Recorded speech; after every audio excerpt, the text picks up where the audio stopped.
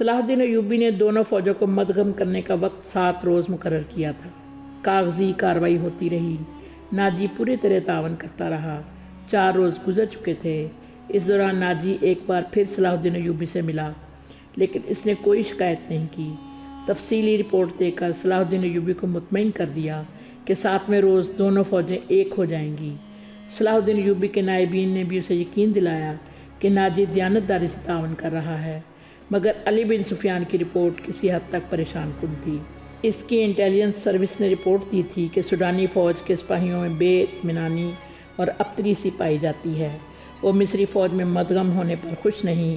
ان کے درمیان یہ افواہیں پھیلائی جا رہی تھیں کہ مصری فوج میں مدغم ہو کر ان کی حیثیت غلاموں کی سی ہو جائے گی، انہیں مال غنیمت بھی نہیں ملے گا اور ان سے بار برداری کا کام لیا جائے گا، اور سب سے بڑی بات یہ ہے کہ انہیں شراب نوشی کی اجازت نہیں ہوگی۔ علی بن سفیان نے یہ رپورٹیں صلاح الدین ایوبی تک پہنچا دیں۔ ایوب نے کہا کہ یہ لوگ طویل مدت سے عیش کر رہے ہیں، انہیں نئی تبدیلی یقیناً پسند بھی نہیں آئے گی۔ مجھے امید ہے کہ وہ نئے حالات اور ماحول کے عادی ہو جائیں گے۔ اس لڑکی سے ملاقات ہوئی یا نہیں؟ صلاح الدین ایوبی نے پوچھا۔ نہیں، علی نے جواب دیا، اس سے ملاقات ممکن نظر نہیں آتی۔ میرے آدمی ناکام ہو چکے ہیں، ناجی نے اسے قید کر رکھا ہے۔ اس سے اگلی رات کا واقعہ ہے۔ رات ابھی تاریک ہوئی تھی۔ زکوئی اپنے کمرے میں تھی۔ ناجی عروش کے ساتھ اپنے کمرے میں تھا۔ اسے گھوڑوں کے قدموں کی آواز سنائی دی۔ اس نے پردہ ہٹا کر دیکھا۔ باہر کے چراغوں کی روشنی میں سے 2 گھڑ سوار گھوڑوں سے اترتے ہوئے دکھائی دیے۔ لباس سے وہ تاجر معلوم ہوتے تھے، لیکن وہ گھوڑوں سے اتر کر ناجی کے کمرے کی طرف چلے تو ان کی چال بتاتی تھی کہ یہ تاجر نہیں۔ اتنے میں عروش باہر نکلا۔ دونوں سوار اسے دیکھ کر رک گئے اور عروش کو سپاہیوں کے انداز سے سلام کیا۔ عروش نے ان کے گرد گھوم کر ان کے لباس کا جائزہ لیا، پھر انہیں کہا کہ ہتھیار دکھاؤ۔ دونوں نے پھرتی سے چوگے کھولے اور ہتھیار دکھائے۔ ان کے پاس چھوٹی تلواریں اور ایک خنجر تھا۔ عروش انہیں اندر لے گیا۔ دربان ایک طرف کھڑا تھا۔ زکوئی گہری سوچ میں کھو گئی۔ وہ کمرے سے نکلی اور ناجی کے کمرے کا رخ کیا، مگر دربان نے اسے دروازے پر روک لیا اور کہا کہ اسے حکم ملا ہے کہ کسی کو اندر نہ جانے دوں۔ زکوئی کو وہاں ایسی حیثیت حاصل ہو گئی تھی کہ وہ کمانڈروں پر بھی حکم چلانے لگی تھی۔ دربان کے روکنے سے وہ سمجھ گئی کہ کوئی خاص بات ہے۔ اسے یاد آیا کہ 2 راتیں پہلے ناجی نے اس کی موجودگی میں عروش سے کہا تھا، میں عیسائی بادشاہوں کو مدد کے لیے بلا رہا ہوں، تم 2 پیغمبر تیار کرو، انہیں بہت دور جانا ہے۔ اور پھر اس نے زکوئی کو اپنے کمرے میں چلے جانے کو کہا تھا، اور اس نے بغاوت کی باتیں بھی کی تھیں۔ یہ سب کچھ سوچ کر وہ اپنے کمرے میں واپس چلی گئی۔ اس کے اور ناجی کے خاص کمرے کے درمیان ایک دروازہ تھا جو دوسری طرف سے بند تھا۔ اس نے اس دروازے کے ساتھ کان لگا دیے۔ ادھر کی آوازیں دھیمی تھیں، اسے کوئی بات سمجھ نہ آئی۔ کچھ دیر بعد اسے ناجی کی بڑی صاف آواز سنائی دی۔ اس نے کہا، آبادیوں سے دور رہنا، اگر کوئی شک میں پکڑنے کی کوشش کرے تو سب سے پہلے یہ پیغام غائب کرنا، جان پر کھیل جانا، جو بھی راستے میں حائل ہو اسے ختم کر دینا۔ تمہارا سفر 4 دنوں کا ہے، 3 دنوں میں پہنچنے کی کوشش کرنا۔ سمت یاد کر لو، شمال مشرق۔ دونوں آدمی باہر نکلے۔ زکوئی بھی باہر آ گئی۔ اس نے دیکھا کہ وہ دونوں گھوڑوں پر سوار ہو رہے تھے۔ ناجی اور عروش بھی باہر کھڑے تھے، سواروں کو الوداع کہنے نکلے ہوں گے۔ سوار بہت تیزی سے روانہ ہو گئے۔ ناجی نے زکوئی کو دیکھا تو اسے بلا کر کہا، میں باہر جا رہا ہوں، کام بہت ہے، تم آرام کرو، اگر اکیلے دل نہ لگے تو حرم میں گھوم پھر آنا۔ ہاں، زکوئی نے کہا، جب سے آئی ہوں باہر نہیں نکلی۔ ناجی اور عروش چلے گئے۔ زکوئی نے چوگا پہنا، کمر بند میں خنجر اڑسا اور حرم کی طرف چل پڑی۔ وہ جگہ چند 100 گز دور تھی۔ وہ ناجی پر یہ ظاہر کرنا چاہتی تھی کہ وہ حرم میں گئی تھی۔ دربان کو بھی اس نے یہی بتایا۔ حرم میں داخل ہوئی تو وہاں کے رہنے والیوں نے اسے حیران ہو کے دیکھا۔ وہ پہلی دفعہ وہاں گئی تھی۔ سب نے اس کا استقبال احترام اور پیار سے کیا۔ ان 2 لڑکیوں نے بھی اسے خوش آمدید کہا جو اسے قتل کرانا چاہتی تھیں۔ زکوئی سب سے ملی، ہر ایک کے ساتھ باتیں کیں اور واپس چل پڑی۔ وہ خراٹ ملازمہ بھی وہیں تھی جسے اس کے قتل کے لیے کہا گیا تھا۔ اس نے زکوئی کو بڑے غور سے دیکھا۔ ज़कोई बाहर निकल गई। हरम वाले मकान और नाजी की रिहाइश गाह का दरमियानी इलाका ऊंचा नीचा था और वीरान था।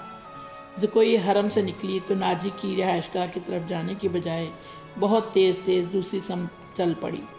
उधर एक पगडंडी भी थी, लेकिन ज़कोई इससे ज़रा दूर हट कर जा रही थी।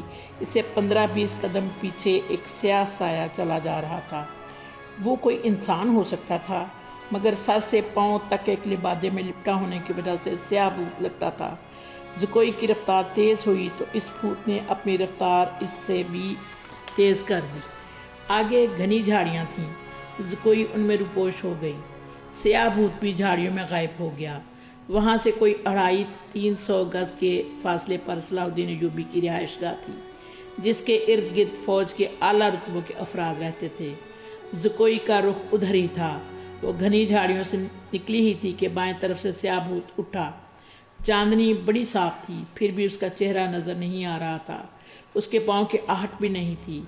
भूत का हाथ ऊपर उठा, चांदनी में खंजर चमका और बिजली की तेज़ी से खंजर ज़कोई के बाएं कंधे और गर्दन के दरमियान उतर गया। ज़कोई की चीख नहीं निकली, खंजर उसके कंधे से निकल गया। ज़कोई ने इतना गहरा ज़ख्म खाकर भी नहायत तेज़ी से अपने कमरबंद से खंजर निकाला। भूत ने उस पर दूसरा वार किया तो ज़कोई ने उसके खंजर वाले बाजू को अपने बाजू से रोककर अपना खंजर भूत के सीने में घोंप दिया। उसे चीख सुनाई दी जो किसी औरत की थी। ज़कोई ने अपना खंजर खींचकर दूसरा वार किया जो भूत के पेट में उतर गया। उसके साथ ही उसके अपने पहलू में खंजर लगा, लेकिन ज़्यादा गहरा नहीं उतरा। भूत चकरा कर गिर गया। ज़कोई ने यह नहीं देखा कि उस पर हमला करने वाला कौन था। वो दौड़ पड़ी।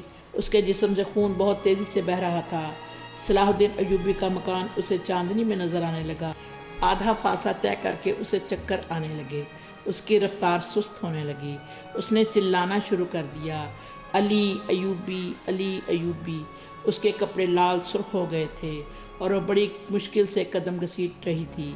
उसकी मंजिल थोड़ी ही दूर रह गई थी, जहाँ तक पहुँचना उसके लिए मुमकिन नज़र नहीं आता था। वो मुसलसल सलाहुद्दीन अय्यूबी और अली बिन सुफियान को पुकारे जा रही थी। करीब कहीं एक कश्ती संतरी फिर रहा था। उसे उसकी आवाज़ें सुनाई दी तो वह दौड़ कर पहुँचा। ज़कोई उस पर गिर पड़ी और कहा, मुझे अमीर मिस्र तक पहुँचा दो, बहुत जल्दी, बहुत जल्दी। संतरी ने उसका खून देखा तो उसे पीठ पर लाद कर दौड़ पड़ा। सलाहुद्दीन अय्यूबी अपने कमरे में बैठा अली बिन सुफियान से रिपोर्ट ले रहा था। उसके 2 नायब भी मौजूद थे। ये रिपोर्टें कुछ अच्छी नहीं थीं। अली बिन सुफियान ने बगावत के खदशे का इजहार किया था, जिस पर गौर हो रहा था। दरबान घबराहट के आलम में अंदर आया और बताया कि एक सिपाही एक ज़ख्मी लड़की को उठाए बाहर खड़ा है। कहता है ये लड़की अमीर मिस्र से मिलना चाहती है। ये सुनते ही अली बिन सुफियान कमान से निकले हुए तीर की तरह कमरे से निकल गया। उसके पीछे सलाहुद्दीन अय्यूबी दौड़ा। इतने में लड़की को अंदर ले आए। सलाहुद्दीन अय्यूबी ने कहा, तबीब और जराह को फ़ौरन बुलाओ। लड़की को सलाहुद्दीन अय्यूबी ने अपने पलंग पर लिटा दिया। ज़रा सी देर में पलंग पोश खून से लाल होने लगा। किसी को ना बुलाओ, लड़की ने नहीफ आवाज़ में कहा। मैं अपना फ़र्ज़ अदा कर चुकी हूँ। तो मैं ज़ख्मी किसने किया है ज़कोई? अली बिन सुफियान ने पूछा। पहले ज़रूरी बातें सुन लो। ज़कोई ने कहा, शुमाल मशरिक़ की तरफ सवार दौड़ा दो। 2 सवार जाते नज़र आएंगे। दोनों के जोगे बादामी रंग के हैं। एक का घोड़ा बादामी और दूसरे का स्याह है। वो ताजर लगते हैं।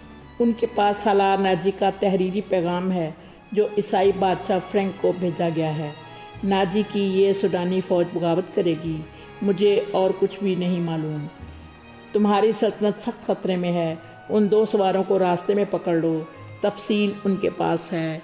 बोलते बोलते ज़कोई को गशी आने लगी। 2 तबीब आ गए। उन्होंने ज़कोई का खून बंद करने की कोशिशें शुरू कर दी। उसके मुंह में दवाइयाँ डालीं जिनके असर से वो बोलने के काबिल हो गई। वो ज़रूरी पैगाम दे चुकी थी। इसके बाद उसने दूसरी सारी बातें सुनाई। मसलन नाजी ने अरूश के साथ क्या बातें की थी, उसे किस तरह अपने कमरे में भेज दिया गया था, नाजी का गुस्सा और भाग दौड़, 2 सवारों का आना वगैरह। फिर उसने बताया कि उसे कुछ इल्म नहीं कि इस पर हमला करने वाला कौन था। वो मौका मौजू देखकर इधर ही रिपोर्ट देने के लिए आ रही थी कि पीछे से किसी ने उसे खंजर घोंप दिया। उसने अपना खंजर निकालकर हमलावर पर हमला किया। हमलावर की चीख बताती थी कि वो कोई औरत है। اس نے حملہ کی جگہ بتائی۔ اس وقت اس جگہ آدمی دوڑا دیے گئے۔ زکوئی نے کہا تھا کہ وہ زندہ نہیں ہو سکتی۔ اس کے خنجر اس کے سینے اور پیٹ میں لگے تھے۔ خون رک نہیں رہا تھا، زیادہ تر خون تو پہلے ہی بہہ گیا تھا۔ زکوئی نے صلاح الدین ایوبی کا ہاتھ پکڑا اور چوم کر کہا، اللہ آپ کو اور آپ کی سلطنت کو سلامت رکھے۔ آپ شکست نہیں کھا سکتے۔ مجھ سے زیادہ کوئی نہیں بتا سکتا کہ صلاح الدین ایوبی کا ایمان کتنا پختہ ہے۔ پھر اس نے علی بن سفیان سے کہا، میں نے کوتاہی تو نہیں کی، آپ نے جو فرض مجھے سونپا تھا وہ میں نے پورا کر دیا ہے، تم نے اس سے زیادہ پورا کیا ہے۔ علی بن سفیان نے اسے کہا، میرے تو وہم و گمان میں بھی نہ تھا کہ ناجی اس حد تک خطرناک کارروائی کرے گا اور تمہیں جان کی قربانی دینی پڑے گی۔ میں نے تمہیں صرف مخبری کے لیے وہاں بھیجا تھا، کاش میں مسلمان ہوتی۔ زکوئی نے کہا۔ اس کے آنسو نکل آئے۔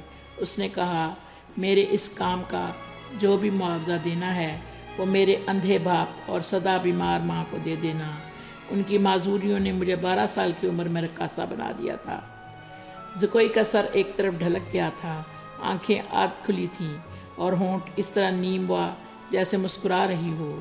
طبیب نے نبض پر ہاتھ رکھا اور صلاح الدین ایوبی کی طرف دیکھ کر سر ہلایا۔ زکوئی کی روح اس کے زخمی جسم سے آزاد ہو گئی تھی۔ صلاح الدین ایوبی نے کہا، یہ کسی بھی مذہب کی تھی، اسے پورے اعزاز کے ساتھ دفن کرو۔ اس نے اسلام کے لیے جان قربان کی ہے، یہ ہمیں دھوکہ بھی دے سکتی تھی۔ دربان نے بتایا، باہر ایک عورت کی لاش آئی ہے۔ جا کر دیکھا، وہ ایک ادھیڑ عمر کی عورت کی لاش تھی۔ جائے وقوع سے 2 خنجر ملے تھے۔ اس عورت کو کوئی نہیں پہچانتا تھا۔ یہ ناجی کے حرم کی ملازمہ تھی جس نے انعام کے لالچ میں زکوئی پر قاتلانہ حملہ کیا تھا۔ رات کو ہی زکوئی کو فوجی اعزاز کے ساتھ دفن کر دیا گیا اور ملازمہ کی لاش گڑھا کھود کر دفنا دی گئی۔ دونوں کو خفیہ طریقے سے دفنایا گیا تھا۔ انہیں جب دفنایا جا رہا تھا، صلاح الدین ایوبی نے نہایت اعلیٰ نسل کے 8 جوان گھوڑے منگوائے اور 8 سوار منتخب کر کے انہیں علی بن سفیان کی کمان میں ناجی کے ان 2 آدمیوں کے پیچھے دوڑا دیا جو ناجی کا پیغام لے کے جا رہے تھے۔ ناظرین، آج کے لیے اتنا ہی۔ ہماری ویڈیوز کو لائک کریں اور اسلامک ہیروز کی ویڈیوز دیکھنے کے لیے سبسکرائب کریں اور بیل آئیکن کو دبانا نہ بھولیے۔